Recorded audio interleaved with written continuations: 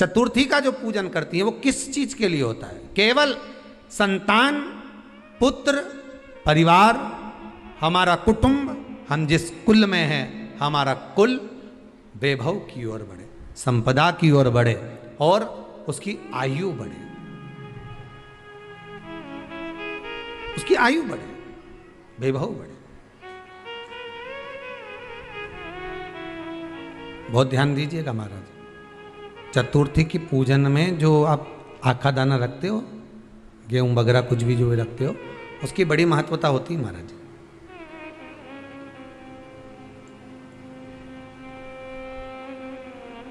यहां तक कहा गया है, चतुर्थी की कथा तो आप लोग पढ़ते होंगे, जो लोग पढ़ते हैं उनको मालूम होगा। चतुर्थी की कथा में लिखा है, चौथ माता के व्रत में वर्णन किया गया है कि वो आखा दाना जो रखा जाता है, मान लो कोई जरूरी काम होता है तभी आखा दाना को रखा जाता है, संभाल के रखते हैं कि हम इस काम के लिए जा रहे हैं और हमारा ये कार्य सफल होना चाहिए। तो जिसने चतुर्थी का व्रत करा है, जिसने चंद्रदेव का पूजन करा, चतुर्थी का व्रत करा, वो गणेश जी से विनती करके वहां से 2-4 आखा दाना उठा ले, और जो व्यक्ति का काम अटक रहा है अपने ही घर का, पर दूसरे कुल को नहीं देना, अपने ही कुल के अंतर्गत जो काम अटक रहा है उसकी जेब में, उसके पल्लू में उस चीज़ को रख दिया जाए।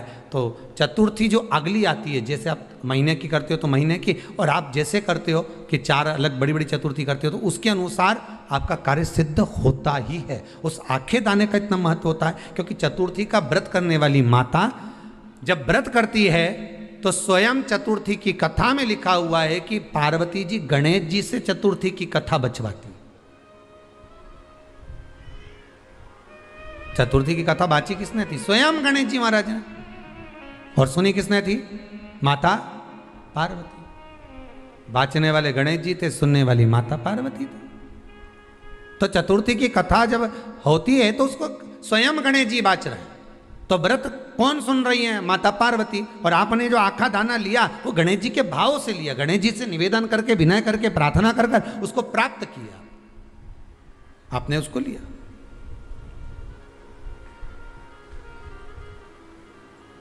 फल प्रदान कर देता है, कार्य की सिद्धता देता है। और एक और चीज ध्यान रखिएगा,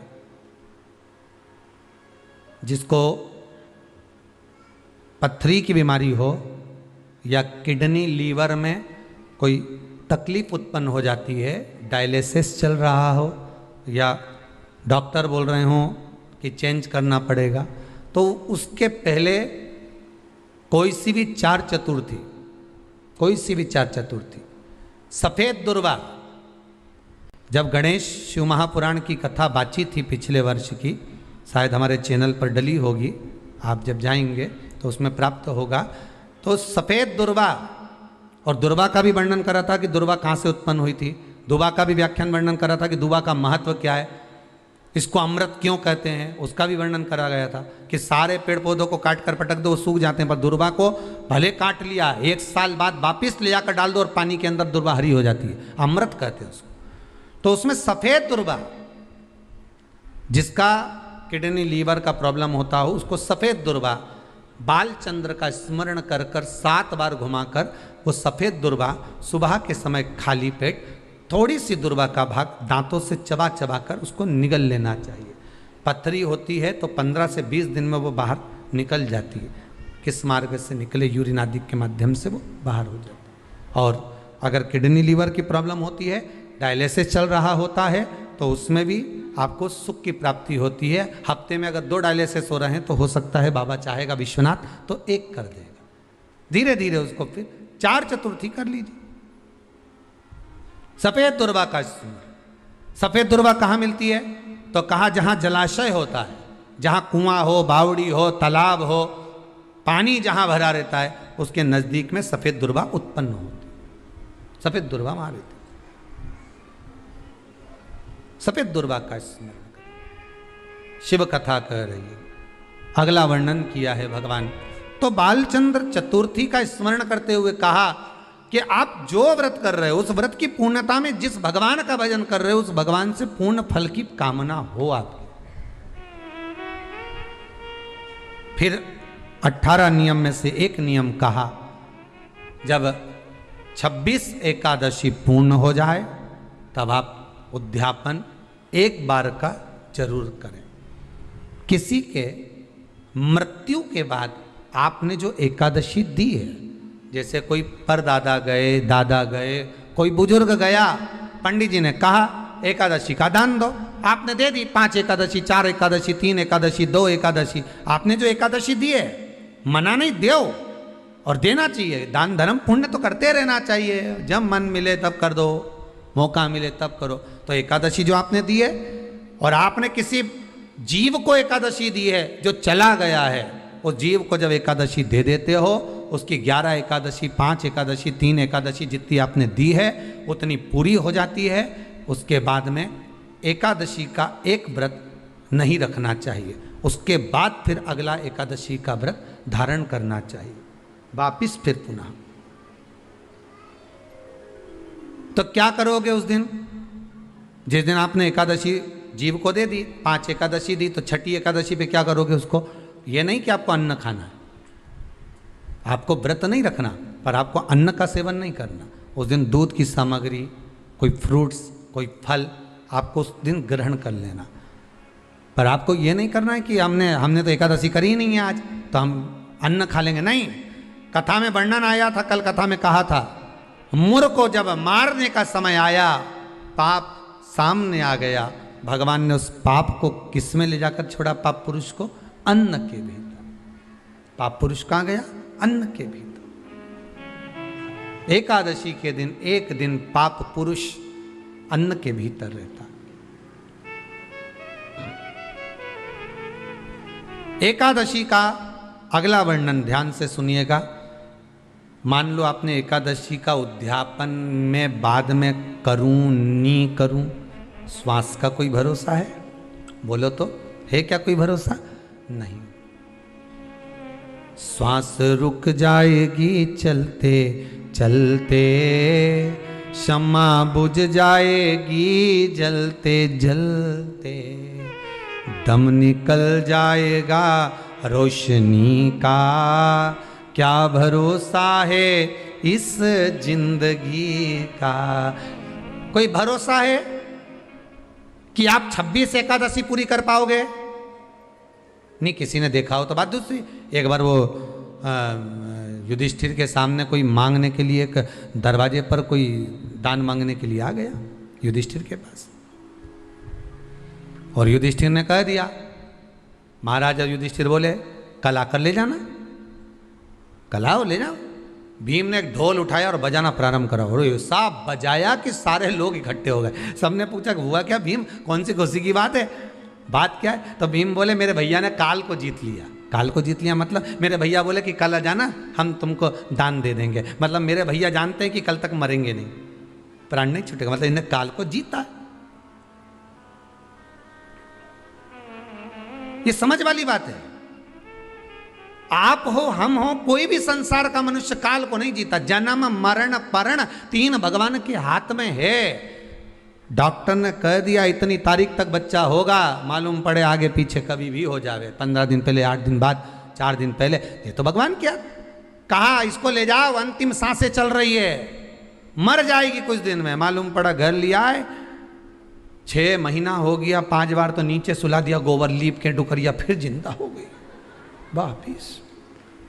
4 बार तो फोन लगा के पूछ लिया कौन सा पाठ सुना दें कि निपट जाए, बिस्तर पे सड़ गई।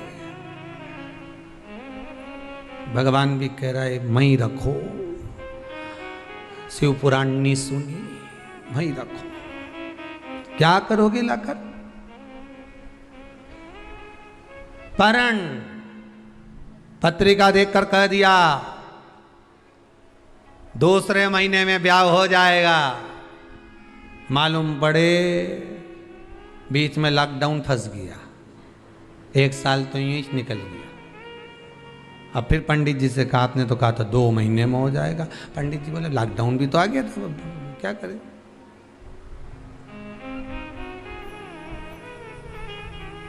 तो लॉकडाउन से क्या फर्क पड़े महाराज जी, शादी तो पक्की हो जाना थी। पंडित जी बोले जो इसके लिए बना था हो सकता है उसको कोरोना हो गया होगा, तो भगवान भी दूसरा ढूंढ रहा है, टाइम लगेगा। अभी समय लगेगा। कोई कितना ही कह दे कि इतने समय तक विवाह हो जाएगा, शादी हो जाएगी, पर जब तक उसने बंधन नहीं लिखा तब तक बंधना मुश्किल है। जन्म मरण परण तीन शिव के हाथ है, मेरे भगवान के हाथ में। तीन भगवान के पास में है, तीन वो भगवान के पास रहेगा। कोई कितना ही कह दे, ना आपका ना हमारा, क्या भरोसा है इस जिंदगी का, क्या भरोसा है, आज है कल नहीं, क्या भरोसा। तो फिर मान लो हमने 7 एकादशी का व्रत कर लिया और उद्यापन नहीं कर पाए, 26 का इंतजार कर रहे थे और उससे पहले निपट गए, तो फिर उद्यापन ऊपर करोगे? अरे बोलो तो सही, उद्यापन कहाँ करोगे? सारे व्रतों में केवल एक व्रत ऐसा होता है एकादशी का जिसका उद्यापन पहली एकादशी पर भी कर सकते हो। सारे उद्यापन में केवल एक उद्यापन ऐसा होता है, सारे व्रतों में एक व्रत का उद्यापन ऐसा होता है, वो है एकादशी का। ये जरूरी नहीं कि 26 पूरी होगी तभी तुम करोगे, या तो पहली में ही कर लो या फिर 26 पूरी हो तब कर। पर उद्यापन अगर तुमको ऐसा लगे कि हाँ मैं अभी तो जीऊंगी हो, अभी तुम्हारा बाल भी धोला नहीं हुआ, तुमको ऐसा लगे तो अभी तो मैं तो बढ़िया,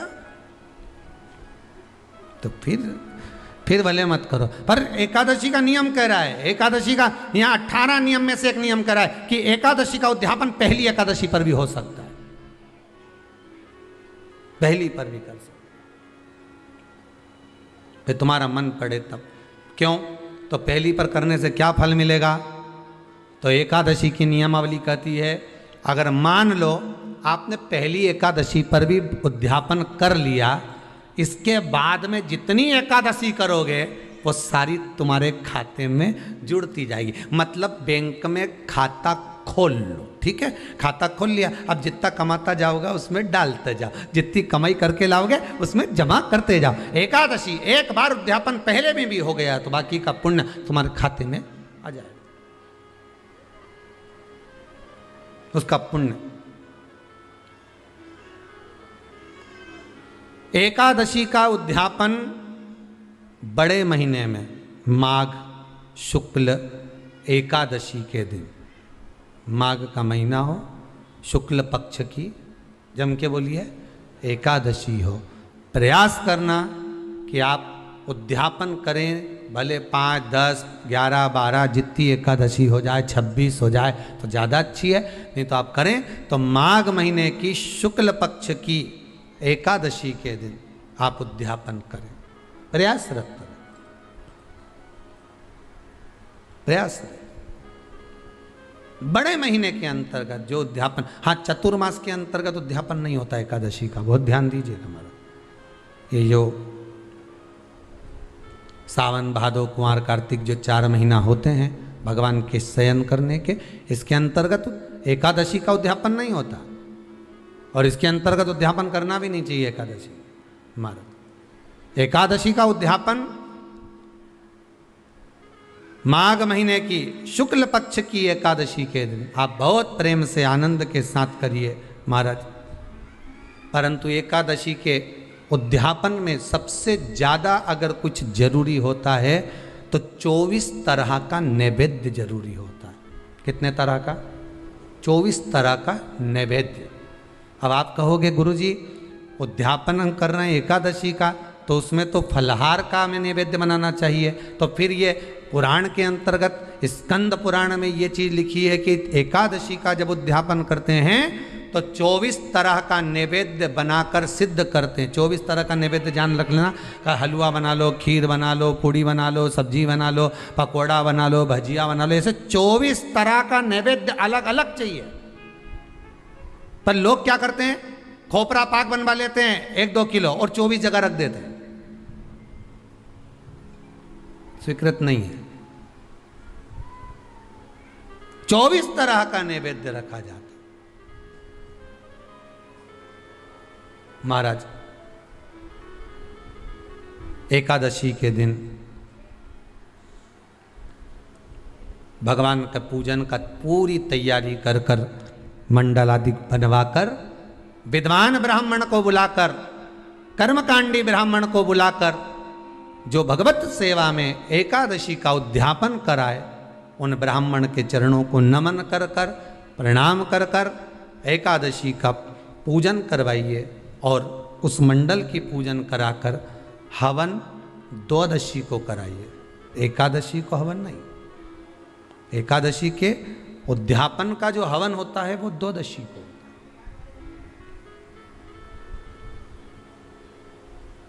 एकादशी का उद्यापन द्वादशी को बड़े प्रेम से आप खूब आनंद से हवन पूजन कराओ। पूजन कराने के बाद, हवन कराने के बाद 26 जोड़े ब्राह्मण ब्राह्मणी के बुलाकर भोजन कराकर उनको भाव से जो आप समर्पित कर सकते हो, जितनी आपकी सामर्थ्यता हो, उस सामर्थ्यता के अनुसार आप दान धर्म पुण्य करो, आप उन्हें प्रदान करो। और बन सके तो एकादशी की रात्रि को भी जागरण करें और द्वादशी के दिन जिस दिन हवन करें उसकी भी रात्रि को कुछ जागरण करें। जागरण का मतलब पहले भी कथा में कहा, प्रदोष की कथा में वर्णन किया था। हम ये नहीं कहते कि तुम पूरी रात जगो, हमारा तो निवेदन है 15 मिनट का करो, आधे घंटे का करो, 20 मिनट का करो, पर रात्रि के समय थोड़ी देर अगर एकादशी का उद्यापन कर रहे हो तो जागरण थोड़ी सी देर अवश्य करें। नहीं कर सकते अकेले बैठकर राम नाम जप लें, भजन कर लें, पर करो।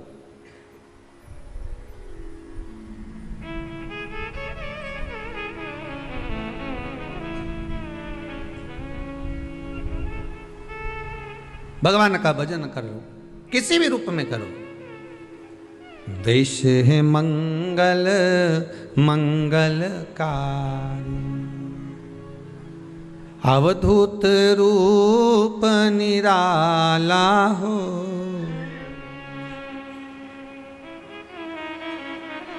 मेरा प्यारा डमरू वाला हो।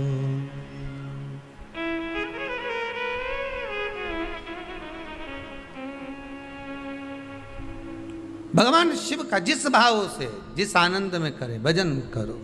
धीमा बजाओ भोलानाथ डमरू, धीमा बजाओ, धीमा बजाओ भोलानाथ डमरू, धीमा बजाओ। भगवान से प्रार्थना करें, विनती करें, निवेदन करें, चरणों का स्मरण करें, भगवान की अविरल भक्ति को धारण करें। 26 ब्राह्मणी को जोड़े से भोजन कराकर कुछ भेंट देकर विदा करें। ऐसे एकादशी के उद्यापन का वर्णन किया गया। एकादशी का उद्यापन सुख प्रदान करने वाला, आनंद देने वाला, भगवत रस तत्व को संजोने वाला। महाराज शिव महापुराण की कथा में वर्णन आता है कि माता पार्वती जितने व्रतों को धारण करती हैं, माता जितने व्रतों को भगवान शिव के लिए जितने व्रत करती हैं, माँ सारे व्रत भगवान शंकर स्वीकार करते हैं। एक बात हमारे जीवन में आप उतार कर रखी है कि आप सोमवार का व्रत कर रहे हैं या मंगलवार का व्रत कर रहे हैं, बुधवार, गुरुवार, शुक्रवार, शनिवार, प्रदोष, एकादशी, जो भी व्रत धारण कर रहे हैं, जो भी व्रत आप अपने जीवन में उतार रहे हैं, कर रहे हैं, प्रयास करना कोई व्रत, कोई पूजन, कोई पाठ, कोई अनुष्ठान आप अपने लिए करो, दूसरों को बर्बाद करने के लिए नहीं। उसका ऐसा हो जाए मैं माता जी को चुनरी चढ़ाऊंगी, नहीं। उसका ऐसा हो जाए, उसका ऐसा हो जाए, नहीं नहीं, आप अपने लिए करो ना।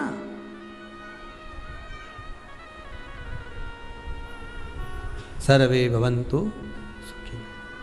अगर आप व्रत कर भी रहे हो तो किसी के बुरा करने के लिए नहीं। अगर किसी के यहां जाकर आप पूछ भी रहे हो कि महाराज हमारे कहीं चले गए और कहा कि हम दुखी हैं, और कोई कह दे कि तुम तुम्हारे पड़ोसी से दुखी हो या तुम्हारे उनसे, तो उनके लिए हमें कुछ बुरा नहीं करना, आप अपना अच्छा करवाते जाओ। कि देना हो तो दीजिए जन्म जन्म का साथ, मेरे सिर पे रख दो भोले अपने ये दोनों, और देना हो तो दीजिए जन्म। हमें दूसरे का अहित चाहिए ही नहीं। कोई कितना भी गाली दे, कितना भी अपशब्द कहे, कितना भी ताने दे, कितने भी अपशब्दों का व्याख्यान वर्णन करे, हमें नहीं बोलना। आग लगे बस्ती में अपन रहो, क्या किसको रोइए चादर तान के, अपने को नहीं बोलना। वो क्या बोल रहा है, क्या कर रहा है, क्या चाहता है, अपने को उससे मतलब नहीं कुछ भी।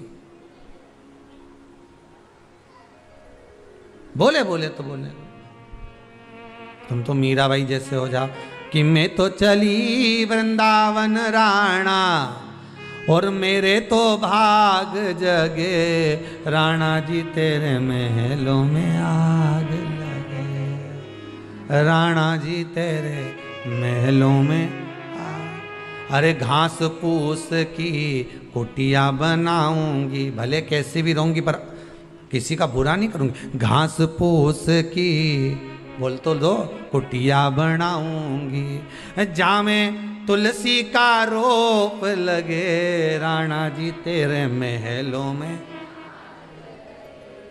मैं तो चली वृंदावन राणा, और मेरे तो भाग जगे राणा जी तेरे महलों में आगे। वो कितने हमें नहीं चाहिए, मतलब ही नहीं हमें किसी के महल और अटारी से। उनकी बिल्डिंग 4 मंजिल की बन गई, बन जाए तो उनके यहाँ 4 व्हीलर गाड़ी आ गई, आ जाए तो बस वो हाईवे पे चल रहे हैं, हम दचके वाली पे भक्ति के बल पर चल रहे हैं। जब मेरा भगवान देगा तो छप्पर फाड़ कर देगा, ऐसा देगा कि शिव महापुराण की कथा भी करवा देगा, यह पक्का है। बस उस पे विश्वास रखो, भरोसा रखो, उससे निवेदन करो कि कृपा कर देना, जीते जी शिव जी तुम्हारी कथा करवाना, जीते जी करवाना। मरने के बाद की कोई गारंटी नहीं दादा, मरने के बाद तो लोग अपने को तो शमशान छोड़ आते, बाद में नुक्ती और से खाते। हाँ, हमें उससे मतलब नहीं, हमें तो जीते जी करा, बस मरने के बाद की कोई बात।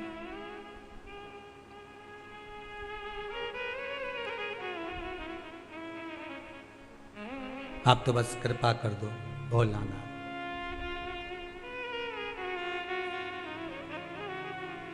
तेरे दरबार की बाबा निराली शान देखी है। जब भी सुना एक ही बात सुनी कि तूने चोर को कुबेर बना दिया। तुम इतना तो कह सकते हो, जितने आस्था पे सुन रहे हो ना, तुम इतना तो कह सकते हो। जब भी सुना एक ही बात सुनी कि चोर को कुबेर बना दिया। क्या मैं चोर से भी बदतर हूं जो अभी तक मुझे देने में पीछे हटे हो? क्या मैं उस चोर से भी गई बीती हूं? क्या मैं चोर से भी गया बीता हूं जो अभी तक मेरी नहीं सुन रहे हो? रोज झोली फसारती हूं, रोज झोली फैलाकर कहती हूं कि बाबा कृपा अब कर दे। इतना तो उससे कह सकते हो, उसको थोड़ा सा तो याद दिलाओ कि चोर को कुबेर बनाया था। और मैं तो उससे भी गई बीती हूं क्या? जब वो सुनेगा देगा। दिल से कहना, परंतु दिखावे से नहीं, दिल से कहना। तेरे दरबार की बाबा निराली शान देखी है। तुझे देते नहीं देखा, पर झोली भरी देखी है। तू कृपा करेगा तो जरूर होगा। माना मैं पापी हूँ, माना मैं कपटी हूँ, माना मैं चली हूँ, माना मैं प्रपंची, मुझे कुछ नहीं आता, पर एक काम तो आता। श्री शिवाय नमस्तुभ्यं, श्री शिवाय नमस्तुभ्यं, श्री शिवाय नमस्तुभ्यं, श्री शिवाय नमस्तुभ्यं। कुछ नहीं आता, पर इतना तो आता। ना मैं मंत्र जानूं, ना मैं तंत्र जानूं, मैं साधना नहीं जानूं, 2 घंटा तक आंख बंद करके बैठी भी नहीं रही जाए, एक जैसी बैठ भी नहीं सकती। मेरे में तो जो दोस्त से मैंने बता दिया कि नहीं बैठ सकती मैं 2 घंटा 4 घंटा 6 घंटा एक जैसी एक आसन से, पर हूं तो तुम्हारी। चलते भी कहो सोते भी कहो, तुम्हारा मन पड़े श्री शिवाय नमस्तुभ्यं, श्री शिवाय नमस्तुभ्यं, श्री शिवाय नमस्तुभ्यं। मैं कैसी भी हूं पर आपकी हूं, मैं कैसा भी हूं आपका हूं। भाग्य किसने लिखा है? आपने। जन्म आपने दिया, मारोगे आप, पेट भरने की जवाबदारी आपकी है, पर ऐसे ही मत मार देना। पेट भरने की जवाबदारी केवल भोजन देकर नहीं, एक बार शिव पुराण की कथा करवाना, इतना तो दे देना दातार। दुनिया जो आज मेरे ऊपर उंगली उठाती है, हंसती है, ऐसी कृपा तो एक बार कर दे, ऐसी दया तो कर दे कि जो उंगली उठाने वाले हैं उनकी भी उंगली उठे नहीं, नीचे की ओर चली। इतनी कृपा तो कर, भजन करा दे, स्मरण करा दे। तूने दिया लंकाधिपति रावण को, रावण को बाबा तूने लंका दिया है, भस्मासुर को तूने कंकण दिया है, उसी ने तेरा पीछा किया भोले बाबा, शंभू बाबा, भोले बाबा, बमा बम भोले शंकर, गले में नाग भयंकर, बमा बम भोले शंकर, गले में नाग भयंकर, बमा बम भोले शंकर, गले में नाग भयंकर, गले में नाग भयंकर। हर हर आज की कथा को यहीं विराम देते हुए बड़े भाव से कल कथा में प्रवेश करेंगे। अहोई आठे अष्टमी, बलराम छठ, छठ की पूजन, हर छठ की पूजन, हर छठ का व्रत, अहोई आठे का व्रत और तीज का व्रत कल की कथा में लेते हुए आगे बढ़ेंगे। हर हर महादेव सब उठा कर ले जाएंगे, पर तुम्हें कोई नहीं उठाएगा। बस इतनी कथा को याद करना कि जब तुम गलत मार्ग पर चले जाओगे, गलत जगह पर चले जाओगे, गलत संगत में पड़ जाओगे, तो कोई तुम्हें नहीं उठाएगा। सब तुमको और खड्डा में पटक कर चले जाएंगे। अच्छी कुछ चीजें होंगी तो ले जाएंगे, बाकी का पटक दिया। मेरा बेटा बेटियों से, नवयुवक बच्चों से, युवान बेटा बेटी से यही कहना है कि तुम मार्ग मत भटकना है। क्लीन रोड देखकर, हाईवे देखकर, अच्छी रोड देखकर गाड़ी को मत ले जाना। भले थोड़ा सा खड्डे की रोड होगी, थोड़ा देर पहुंचोगे, आराम से पहुंचोगे। इतनी जल्दी मत जाना कि किसी महाराज के चक्कर में पड़ जाओ और महाराज जी से जाकर कह दो, महाराज जी ऐसी कोई विद्या बता दो कि तुरंत सोना मिल जाए, महाराज जी ऐसी कोई विद्या बता दो कि जिससे हमारा व्यापार चल जाए, महाराज जी ऐसी कोई विद्या बता दो जिससे हमको धन मिल जाए। और ऐसा महाराज कहीं का मिले तो वो तुम्हारी मर्जी, तुम जाओ और वहां जाकर कितना भी लुटाओ, हमें कोई मतलब नहीं। पर सीहोर कुबेरेश्वर धाम पर कभी जीवन में, कभी, अभी तो लॉकडाउन चल रहा है, कभी आप आओ और आपकी चित्तवृत्ति में यह भरा हो कि हम यहाँ जाएंगे और हमको ये मिल जाएगा, या सीहोर वाला महाराज तुमको कोई भभूति दे देगा या कोई बांध दे हाथ में राखी, राखी नहीं, वो डोरा डोरी। तो ये सोचो कि यहाँ मिल जाए, तो यहाँ तो एक ही डोरी मिले, शिव पुराण से लेके वो देव अधिदेव महा तक की डोरी बांध लो इस दिल की, हृदय की। हृदय में अगर शंकर आ गया तो फिर किसी चीज की कमी नहीं। तिजोरी अंदर आके बैठ जाए, जो चोर को कुबेर बना दे तो तुमको नहीं देगा। तुम तो जहां हो वहीं से भगवान का भजन इतना करो, शंकर का भजन इतना स्मरण करो कि कहीं डोलना नहीं पड़े।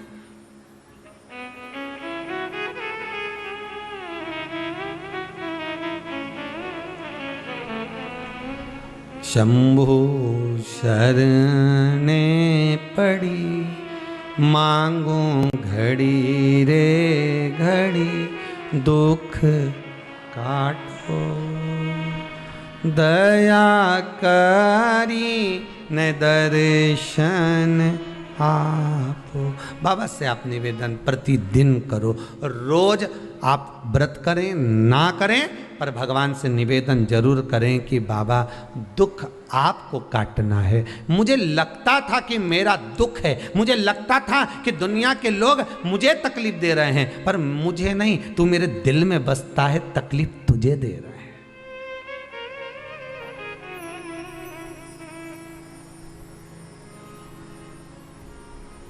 तकलीफ तुझे दे रहा है।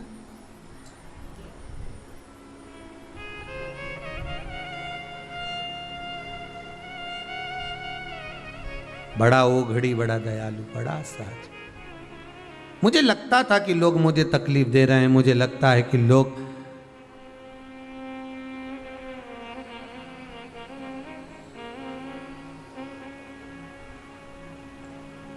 मुझे कष्ट दे रहे हैं, पर कष्ट मेरा नहीं, कष्ट आपका है, मेरा नहीं। और एक बात बहुत अच्छी अपनी जिंदगी में उतार कर रखना, जब तक जीवित हो, जब तक जिंदा हो, तब तक दुनिया के लोग कोई तुमसे नहीं पूछेंगे कि जिंदगी में कोई तकलीफ हो तो बोलना हो, हम खड़े हैं, क्या दुख है बोलो। दुनिया के लोग कोई साथ नहीं देंगे, मरने के बाद जरूर घर पर आकर पूछ लेंगे कैसे मरा।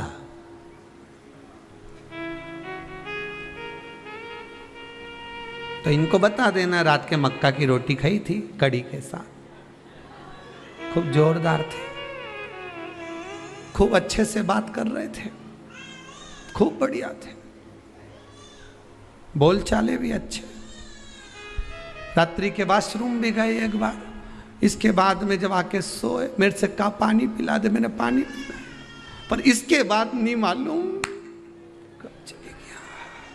इसके बाद अब इनके बताया, 2-4 और आ गए मोहल्ले के, वो तो दिन भर आए जाए, बोले सही है कि गलत है, हम मरने वाले क्या, कौन नहीं जाए। फिर आ गए 2-4 और 2-4 आकर फिर बैठ गए, और बैठते से फिर पूछा, 2-4 ने फिर आए और फिर पूछा क्यों, क्या हो क्या गया था, एकदम हम तो सुन के एकदम। अच्छा जो पास में बैठा हो नहीं वो पूछ ले क्या एकदम, नहीं कहीं नहीं है, हम तो एकदम बस। तो हुआ क्या था इनके, फिर उन्हें रात की मक्का की रोटी कड़ी के साथ खाई, अच्छे थे। रात के आवाज लगी, वॉशरूम गए, मुझे बोला 1 गिलास, मैंने पानी भी पिया। उसके बाद फिर रोने पड़े। अब ये गई, इसके बाद मालूम पड़े 15 मिनट बाद फिर कहीं कहा गया, फिर बैठ गई उसके पास में, बिचारी के पास। हम काका जी तो अभी दिखा था, हमने तो अभी 2 दिन पहले बढ़िया राम राम सीताराम हुई, फिर ने मालूम पड़ा काका जी हुआ क्या था, कहीं नहीं मक्का की। तो एक काम करो, नहीं है बार बार मुंडा से बोलने से अच्छा एक सीडी भरवा लो, जैसे पहले कथा की सीडी नहीं भराती थी। अरे बोलो तो सही, पहले जब कथा होती थी ना, अभी तो कोरोना महामारी में कथा वथा कहीं बाहर हो ही नहीं रही, तो पहले जब कथा होती थी तो ऐसा ऑटो में, गाड़ी में इतना बड़ा क्या लगाते, चिलम चोंगा क्या बोलते, हाँ जो भी बोले, इतना बड़ा लगा के और अंदर सीडी भर देते थे, श्रीमद् भागवत शिव पुराण राम कथा इतनी तारीख से इतनी तारीख तक, इतनी बजे से इतनी बजे तक, और वो सीडी चलती रहने, थोड़ी देर में फिर गाना चालू हो जाए, न गाना चालू ना फिर कथा चालू हो जाए, फिर गाना फिर कथा, और यही चलता रहना, गाड़ी वाला गाड़ी चलाता रहना, वो चलता। तो तुम भी एक काम करो न, एक सीडी प्लेयर ने बाजू में धल लो, ने एक सीडी भरवा के रख लो, यही वाली बस, ये मक्का की रोटी ने ये और जैसे ही कहीं की आए और जैसे ही पूछे ने, हमने तो गजब हो गया, कैसे गए, तो बटन दबा दिया, चालू, ऐसे लगा।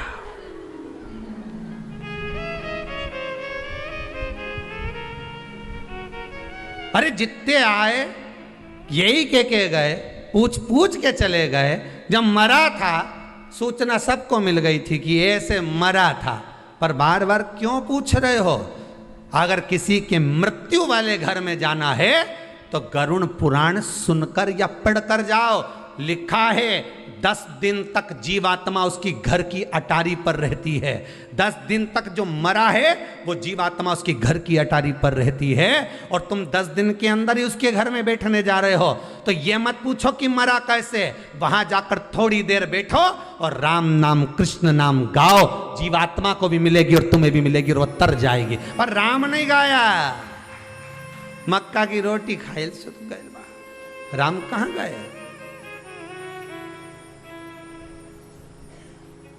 कृष्ण नहीं गाया, शिव नहीं गाया, भजन नहीं गाया, मैं तो सब बैठते गए बस। और बचा कुचा था तो वो उठाओ ना, तीसरा का दिन का तुमने देखा होगा, पूरे इतने वो फोटो को ऐसा रख दो और मालूम पड़े इधर माताएं आके बैठ जाए, इधर पुरुष आके बैठ जाए, और घर का लोग इधर, इधर से घर का लोग इधर इधर मुंडा कर करके उधर मुंह करके सब बैठ जाए, और सब जितने भी उठावने में आते चुपचाप आके बैठ के 2 4 8 मिनट 10 मिनट आते, 15 मिनट, और सब एक साथ उठ के चले जाते। अब इतने सारे इकट्ठे हुए सब मिलके अगर भजन गाते तो कितनी जोरदार भजन होता कि नहीं होता। पर सब आए, और जितने परिवार वाले बैठे थे वो भी देख रहे हैं, सब पल्लू ले लेके। कमलाबाई तो आई नहीं, इनकी अम्मा मरी थी जब तो अपन गए थे। नहीं, उनके यहां से भेरू सिंह आया है, दिख रहा, पीछे है, पीछे साइड में बैठा, उधर से देखो, उधर से, हाँ उधर से देख लो, वो पीछे बैठे। अब इनके शर्म भी आए, देखे भी तो फिर देख लो।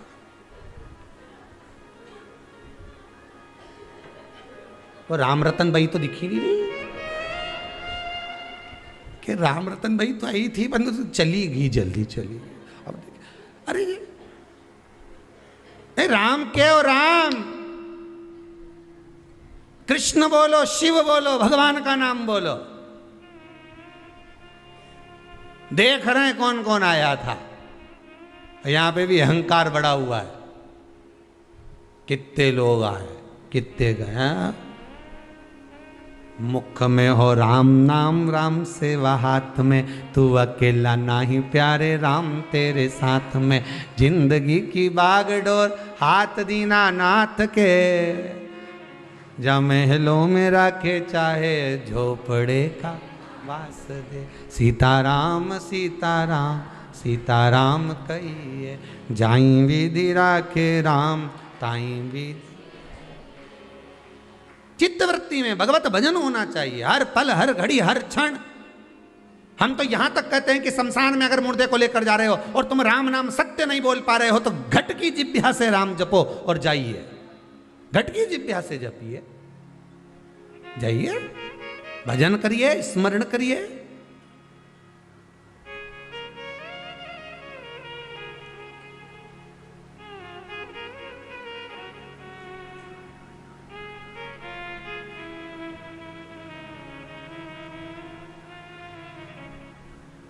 बहुत दूर मेरा शिव है, उसके पास जाने का मार्ग बड़ा कठिन है, बहुत कठिन।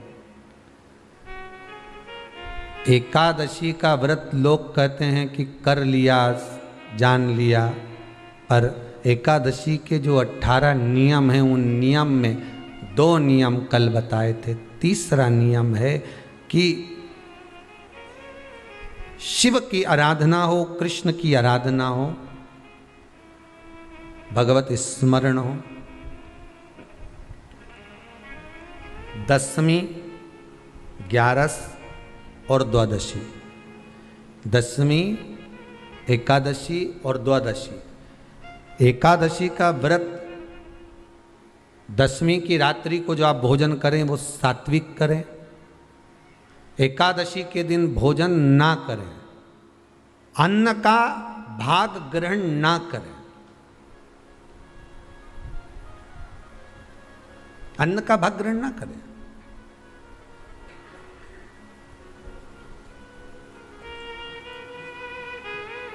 कितना सुंदर कहा है महाराज जी। यदि आपके यहां पर गौ माता है, आपके घर में अगर गौ माता विराज रही है,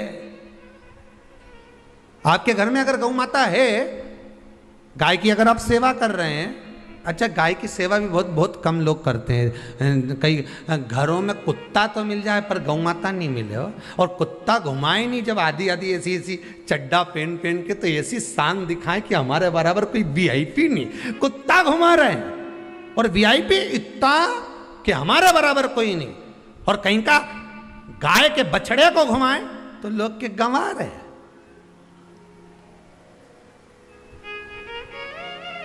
कोई अगर गौ माता को घुमाने के लिए ले जाए, गाय को पकड़कर घुमाने के लिए ले जाए, शहर में गाय के बछड़े को घुमाने के लिए जाए, तो लोग कहते हैं गंवार है, और कुत्ता घुमाए तो वीआईपी।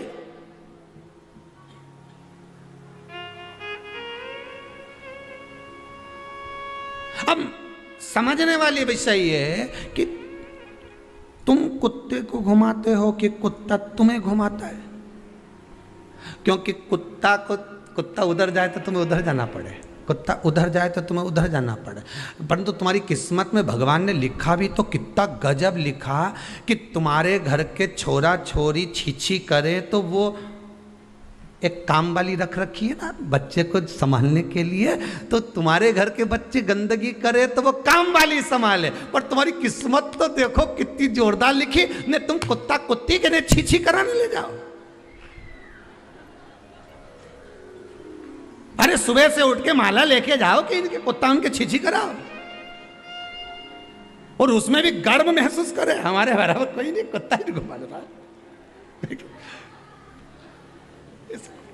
अरे दादा, इनके देख के दया आए, सुबेरे सुबेरे हम भी जाएं मॉर्निंग वॉक करने पर इनके देखें तो भगवान से प्रार्थना करते, क्या करा था इनने अपने पूर्व समय में जो कुत्ते को छीछी करा रहे। भगवान, इन पूर्व समय में कौन सा पाप करा था भोलेनाथ, कौन सा पाप करा था। अच्छा, 3 बार गरुण पुराण भी पढ़ के देख ली, उसमें नहीं मिला कि ये कुत्ता उनके छीछी करा, इनने पाप कौन सा करा था पुराना जमाना के, उसमें नहीं निकल। अब पढ़ेंगे कहीं स्कंद पुराण वगैरह में से ढूंढ के लाना पड़ेगा। 2-4 कथा के बाद तो बता ही दूंगा कि कौन सा पाप किया था जो ये कुत्ता की छीछी। कितना सुंदर लिखा है धेनु मानस में।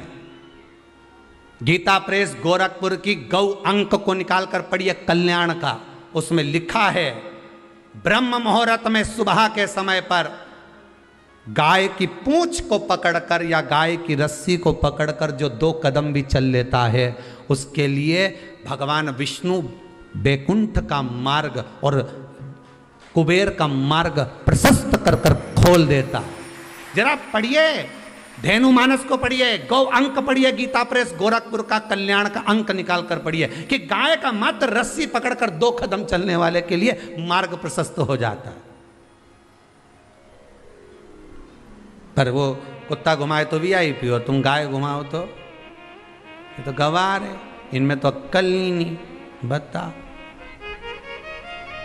कहीं घुमाए।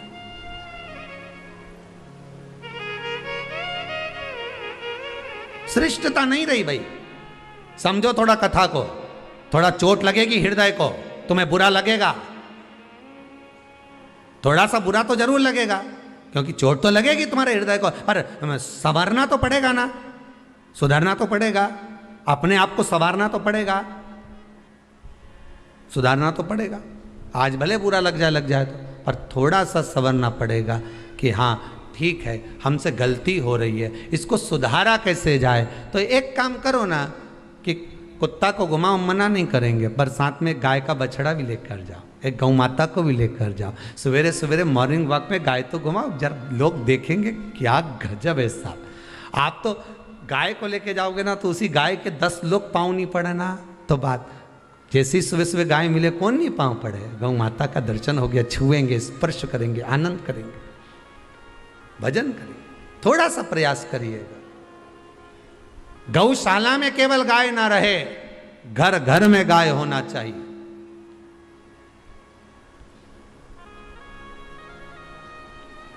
यहां पर तीसरे नंबर का जो चौथे नंबर का जो उपाय बताया है, उपवास करने का जो नियम बताया उसमें वर्णन किया, एकादशी के दिन अगर आपका व्रत है तो आप भूलवश भी डब्बे में रखी हुई रोटी गाय को ना देते हुए कुछ थोड़ा सा फलहार, कोई केला, कोई सेब, जो आप खाते हो, अंगूर, पपीता, जो आप ग्रहण कर रहे हो उसका थोड़ा सा भाग आप गाय को प्रदान करो,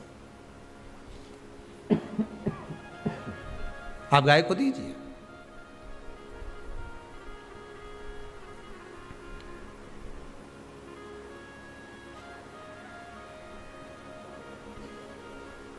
थोड़ा सा भाग आप गौ माता को प्रदान करो, थोड़ा सा।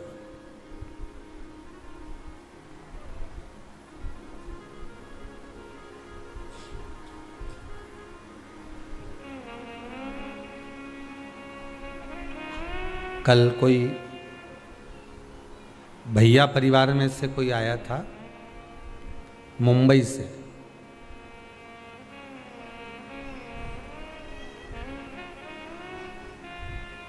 वो लगभग 10 किलो बादाम लाया होगा और 10-1 किलो काजू होगा। और कार्यकर्ताओं ने पूछा ये किसके लिए लेकर आए? गौ माता के लिए। उनने सारी गायों को, सब गौ माता को काजू और बादाम खिलाया होगा। और अपन जो रोटी डब्बा पे सूख जाए, कल्ली पड़ जाए, एकदम जो गल जाए, बेकार हो जाए, वो गाय को दी और ऐसा पुण्य कमा रही, इतना जोरदार पुण्य कमा रही। पति को गरम रोटी, बच्चों को गरम रोटी, बहू को गरम रोटी, सबको गरम। हिंदू धर्म की रीति है सबसे पहली रोटी गाय की। सबसे पहली क्यों बनवाई? कि गाय के मुख में जाएगी तो पितर तर जाएंगे, तो सबसे पहले उठकर जाना था, रोटी बनाकर डब्बे को छोड़कर गैस बंद कर पहले गाय को देकर आना था, फिर रोटी देना चाहिए थी। पर रोटी दी कब? जब शाम के 4 बजे गई, दरवाजे पर गाय आ गई। जब तक रोटी फ्रिज पे पड़ी रही, फ्रिज पे से उठ के डब्बे पे पड़ी रही, डब्बे पे से उठ के दरवाजे के पास पड़ी रही, जीने पे थैली में टंगी रही, थैली में से निकली। 4 बजे गाय आई, तब उसको रोटी दी। ये रोटी की कथा नहीं, ये अपनी भी कथा है। रोटी जब ताजी थी तब दे देते तो तुम्हारा कहीं जाता? अरे बोलो तो सही, कुछ बिगड़ता नहीं। रोटी जब गर्म थी, जब ताजी ताजी दे देते तो तुम्हारा कुछ जाता नहीं। पर कब दी? जब वो बेकार हो गई, गल गई, सड़ गई, बेकार हो गई, कल्ली हो गई, तब दी। और ये रोटी अकेले की कथा नहीं, अपनी भी कथा है। बचपन अच्छा था, भगवान को नहीं दिया। जवानी अच्छी थी, भगवान को नहीं दी। अधेड़ी अच्छी थी, भगवान को नहीं दी। जब रोटी गल गई, थर थर कांपे हाथ, पांव से चला नहीं जाए, आंखों से दिखाई नहीं पड़े, कानों से सुनाई नहीं दे, पूरा सोफा सेट निकल गया।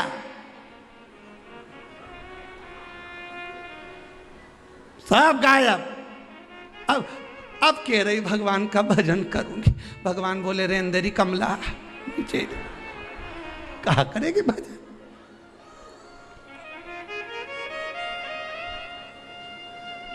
चार बजे रोटी दी है गाय को, चौथी अवस्था दी है भगवान को। अरे विचार तो करो, सही है कि गलत है? रोटी ताजी थी जब दे देते, बचपन अच्छा था तब भगवान को चरणों में लगा देते, जवानी अच्छी थी तब भगवान को दे देते, अधेड़ी अच्छी थी जब भगवान को दे देते, पर रोटी गल गई तब गाय को दी, बुढ़ापा आ गया तब भगवान को दिया। अब हमारे ले चल एक बार तो सीहोर ले चल, सीहोर वाला महाराज की कथा सुनी आऊँ। तो बहू भी कह रहे अंधे डुकरिया कहीं रहते।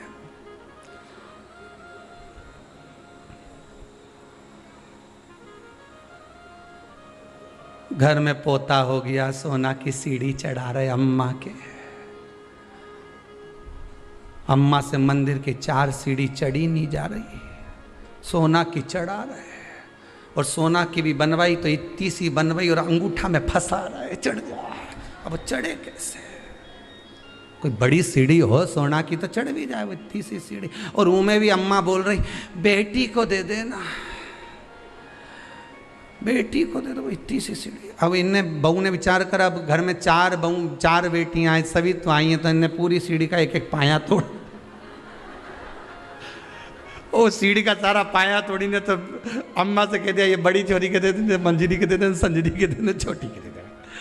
और अम्मा ऐसी जोरदार साड़ी का पल्लू मल्लू लई नहीं, ऐसी सीढ़ी का एक पाया दे रही है कि जैसे सोने की अंगूठी दे दिया। अब दे तो सोना की सीढ़ी चढ़वा।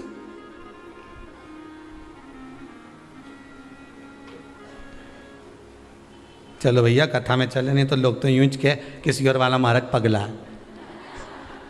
चलो क्या करोगे? बचपन जवानी अधेड़ी बेकार, बुढ़ापा दिया किस काम का दिया?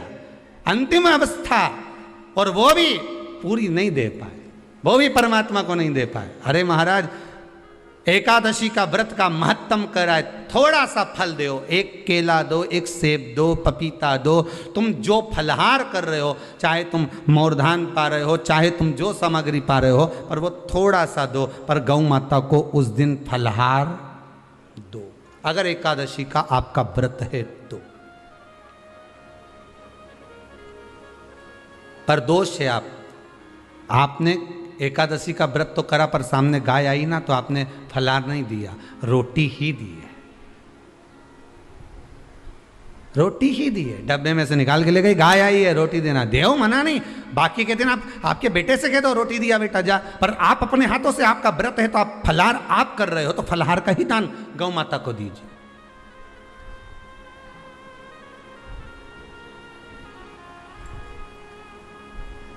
बच्चों से कह दो, जाओ सेवक से कह दो जाओ जरा दे के आओ रोटी, पर आप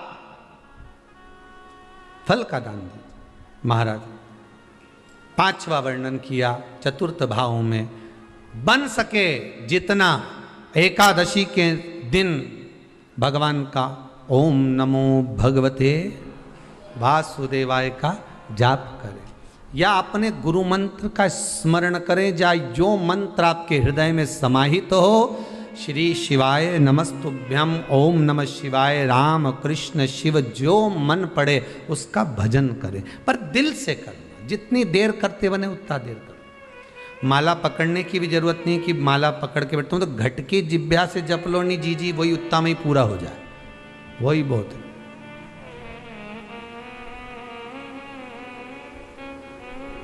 उतना ही बहुत है।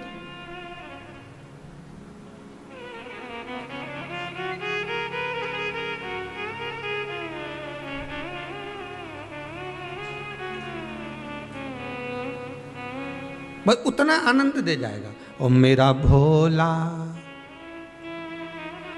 मेरा भोला गुलाब को फूल, गौरा मैया कुसुम कली, मेरा भोला गुलाब को फूल, गौरा मैया कुसुम, मेरा भोला गुलाब को फूल, गौरा मैया कुसुम कली, मेरा भोला गुलाब का फूल, गौरा मैया कुसुम कली। हार हार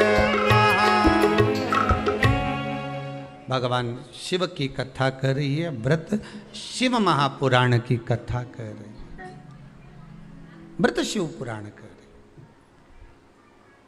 महाराज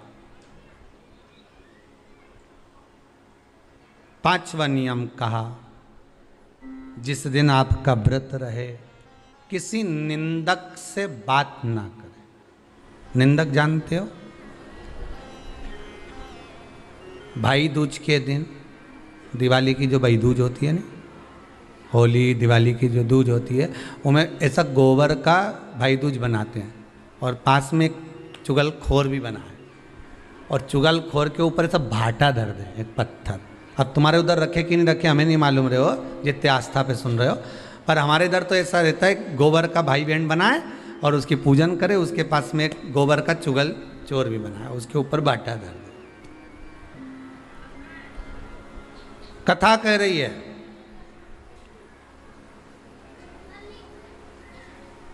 कथा वर्णन कर रही है, निंदक से बात ना करें।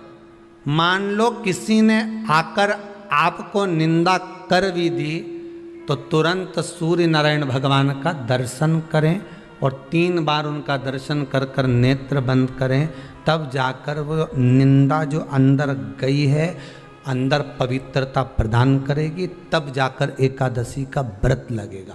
पहले तो प्रयास करो, अगर जो निंदा करने आता है ना, तो उसको उस दिन एकादशी वाले दिन दरवाजे पे लिख दो कि चुगल चोट्टा उन अंदर नहीं आए। तुम तो लिख दो, तो इतना लिखने में तुम दरवाजे पे वैसे भी तो लिखते हो, कुत्ता से सावधान, अंदर कुत्ता है। अब जब तुम इतनी बड़ी बात लिख रहे हो कि अंदर कुत्ता है, तो अंदर जाने वाले को पहले समझना पड़ेगा कि अंदर कितना कुत्ता है। चले तुमने तो लिख दिया कि अंदर कुत्ता है, तो समझना तो पड़ेगा नहीं कि अंदर है कितना। तो तुम दरवाजे पे लिख दो कि निंदा करने वाला चुगल चोट्टा, आज एकादशी का दिन है, हमारी मम्मी का एकादशी का व्रत है, एक इतना बड़ा कंप्यूटर से निकालो, एकादशी के दिन सेलो टेप लगा के चिपका दो, चुगल चोट्टा उन अंदर नहीं आए, आज हमारा एकादशी का व्रत है। कुछ बिगड़ेगा क्या? दरवाजा अपना, घर अपना, और जिसके बुरा लगे बाहर जा, बताओ। पर निंदक का अगर मुख देखो तो सूर्य का दर्शन एकादशी के अंतर्गत वर्णन किया, व्रत के नियम 18, उसमें से एक नियम। फिर कहा जीव की हत्या ना करे, अगला नियम है अपने द्वारा जीव की हत्या ना हो, प्रयास करना, किसी को कष्ट ना हो। 18 नियम में से एक नियम और, प्रयास करिएगा एकादशी जब भी करें तो द्वादशी से जुड़ी हुई करें, दशमी से जुड़ी हुई एकादशी कम करें। जो वैष्णवों की एकादशी कौन सी होती है? जो एकादशी द्वादशी से जुड़ी हो, दशमी से नहीं।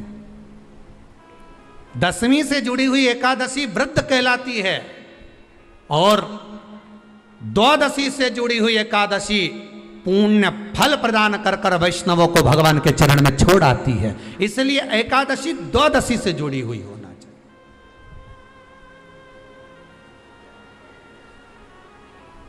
अब कई लोग क्या करते हैं, जो दशमी से जुड़ी हुई एकादशी रहती है ना, उसको करते, पर वैष्णवों की जो एकादशी मान्य है, वैष्णव धर्म की जो एकादशी होती है वो द्वादशी से जुड़ी हुई होती है, वह 12 से जुड़ी हुई होती है, द्वादशी से जुड़ी होना चाहिए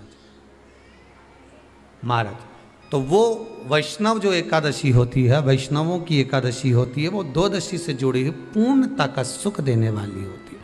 हमें घटने के साथ नहीं चलना, ध्यान दीजिएगा, हमें किसके साथ चलना है? बढ़ने के साथ, क्योंकि हमको आगे बढ़ना है कि पीछे आना है। वैष्णव आगे बढ़ता है, वैष्णव का धर्म है कि अग्रण्य भाव में चले, इसलिए वैष्णवों की जो एकादशी होती है वो आगे की ओर जाती है, अग्रण्य भाव में बढ़ने वाली, द्वादशी की ओर प्रवेश करने वाली, अर्थात हमारे कदम उन्नति की ओर बढ़े, हमारे कदम आगे वैभव की ओर बढ़े, संपदा की ओर बढ़े, और भगवान के चरणारविंद की ओर बढ़े, ना कि पीछे की ओर हटे। हम दशमी के साथ मिली हुई एकादशी ना करें, हम द्वादशी के साथ मिली हुई एकादशी।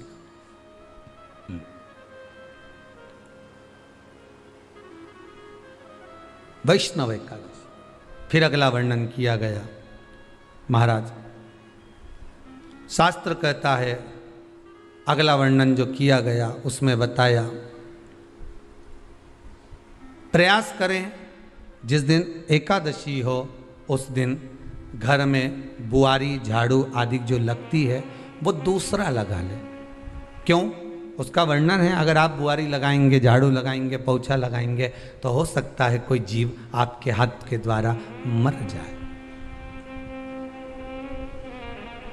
तब एक बार ये कथा हमने काशी में कह दी थी, तो एक अम्मा खड़ी हो गई और उन्होंने कहा, महाराज जी हम तो दोनों ही हैं, और मेरी रे एकादशी, तो मैं पोछा किससे लगूं? अब मैंने कहा अम्मा तू तो रहने दे, तू ही लगा ले।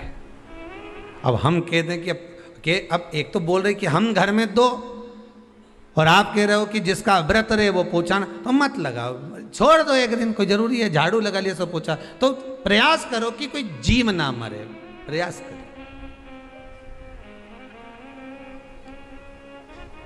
किसी जीव की हत्या ना हो। जैसे चतुर्थी का व्रत करने वाली जो माताएं होती हैं, जो चतुर्थी का व्रत करती हैं, आज भी चतुर्थी मान्य हो रही होगी, तो चतुर्थी का जो व्रत करने वाली होती हैं, जो चतुर्थी का पूजन करने वाली होती हैं, उनके भीतर का एक भाव होता है कि जैसे ही शाम का समय आए चंद्रदेव का पूजन करें, चंद्र जब प्रकट हो जाए, कलश भर लिया, उसके नीचे आखा दाना रख दिया, चावल गेहूँ जो भी आप रखते हो पूजन के लिए, ऊपर पात्र आदि रख दिया जलाशय, फिर अपन ने घी का दिया लगाकर पूजन भी कर ली। तो जो चतुर्थी का पूजन करने वाली होती हैं, जो चतुर्थी का नियम व्रत धारण करने वाली होती हैं, बड़ी बड़ी चतुर्थियाँ करती हैं या उसका नियम धारण करती हैं, तो चतुर्थी का जो पूजन करती हैं वो किस चीज़ के लिए होता है? केवल संतान, पुत्र, परिवार हमारा कुटुंब, हम जिस कुल में हैं, हमारा कुल वैभव की ओर बढ़े, संपदा की ओर बढ़े और उसकी आयु बढ़े,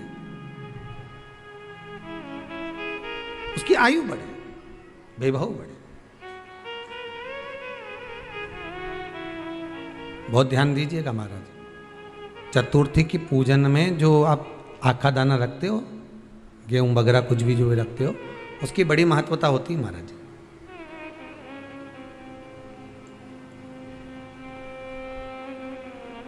यहां तक कहा गया है, चतुर्थी की कथा तो आप लोग पढ़ते होंगे, जो लोग पढ़ते हैं उनको मालूम होगा। चतुर्थी की कथा में लिखा है, चौथ माता के व्रत में वर्णन किया गया है कि वो आखा दाना जो रखा जाता है, मान लो कोई जरूरी काम होता है तभी आखा दाना को रखा जाता है, संभाल के रखते हैं कि हम इस काम के लिए जा रहे हैं और हमारा ये कार्य सफल होना चाहिए।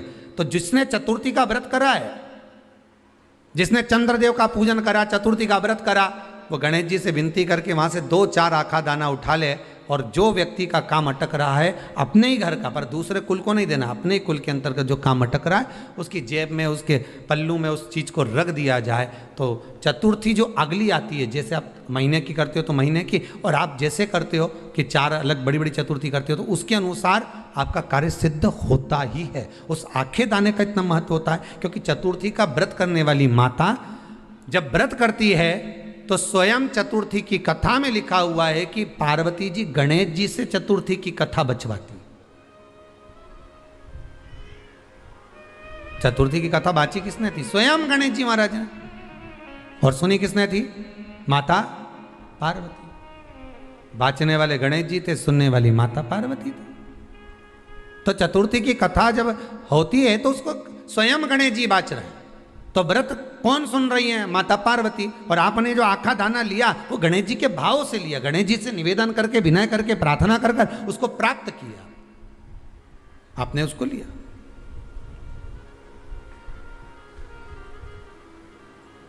फल प्रदान कर देता है, कार्य की सिद्धता देता है। और एक और चीज ध्यान रखिएगा, जिसको पथरी की बीमारी हो या किडनी लीवर में कोई तकलीफ उत्पन्न हो जाती है, डायलिसिस चल रहा हो या डॉक्टर बोल रहे हो कि चेंज करना पड़ेगा, तो उसके पहले कोई सी भी 4 चतुर्थी, कोई सी भी 4 चतुर्थी, सफेद दुर्वा, जब गणेश शिव महापुराण की कथा बाची थी पिछले वर्ष की, शायद हमारे चैनल पर डली होगी, आप जब जाएंगे तो उसमें प्राप्त होगा। तो सफेद दुर्वा, और दुर्वा का भी वर्णन करा था कि दुर्वा कहाँ से उत्पन्न हुई थी, दुबा का भी व्याख्यान वर्णन करा था कि दुबा का महत्व क्या है, इसको अमृत क्यों कहते हैं, उसका भी वर्णन करा गया था कि सारे पेड़ पौधों को काट कर पटक दो वो सूख जाते हैं, पर दुर्वा को भले काट लिया 1 साल बाद वापिस ले जाकर डाल दो और पानी के अंदर दुर्वा हरी हो जाती है, अमृत कहते हैं उसको। तो उसमें सफेद दुर्वा, जिसका किडनी लीवर का प्रॉब्लम होता हो उसको सफेद दुर्वा, बालचंद्र का स्मरण कर कर 7 बार घुमाकर वो सफेद दुर्वा सुबह के समय खाली पेट थोड़ी सी दुर्वा का भाग दांतों से चबा चबा कर उसको निगल लेना चाहिए। पथरी होती है तो 15 से 20 दिन में वो बाहर निकल जाती है, किस मार्ग से निकले, यूरिन आदि के माध्यम से वो बाहर हो जाती है। और अगर किडनी लीवर की प्रॉब्लम होती है, डायलिसिस चल रहा होता है, तो उसमें भी आपको सुख की प्राप्ति होती है। हफ्ते में अगर 2 डायलिसिस हो रहे हैं तो हो सकता है बाबा चाहेगा विश्वनाथ तो 1 कर देगा, धीरे धीरे उसको फिर 4 चतुर्थी कर लीजिए। सफेद दुर्वा का स्मरण। सफेद दुर्वा कहाँ मिलती है? तो कहा जहां जलाशय होता है, जहां कुआं हो, बावड़ी हो, तालाब हो, पानी जहां भरा रहता है, उसके नजदीक में सफेद दुर्वा उत्पन्न होती है। सफेद दुर्वा वहां रहती है। सफेद दुर्वा का स्मरण करें, शिव कथा कह रही है। अगला वर्णन किया है भगवान। तो बालचंद्र चतुर्थी का स्मरण करते हुए कहा कि आप जो व्रत कर रहे हो उस व्रत की पूर्णता में जिस भगवान का भजन कर रहे हो उस भगवान से पूर्ण फल की कामना हो आपकी। फिर 18 नियम में से एक नियम कहा, जब 26 एकादशी पूर्ण हो जाए तब आप उद्यापन 1 बार का जरूर करें।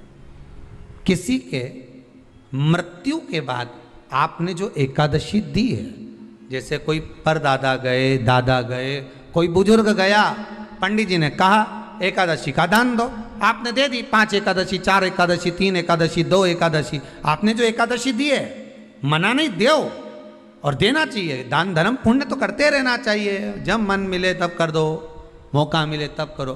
तो एकादशी जो आपने दी है, और आपने किसी जीव को एकादशी दी है जो चला गया है, उस जीव को जब एकादशी दे देते हो, उसकी 11 एकादशी, 5 एकादशी, 3 एकादशी जितनी आपने दी है उतनी पूरी हो जाती है। उसके बाद में एकादशी का एक व्रत नहीं रखना चाहिए, उसके बाद फिर अगला एकादशी का व्रत धारण करना चाहिए। वापिस फिर पुनः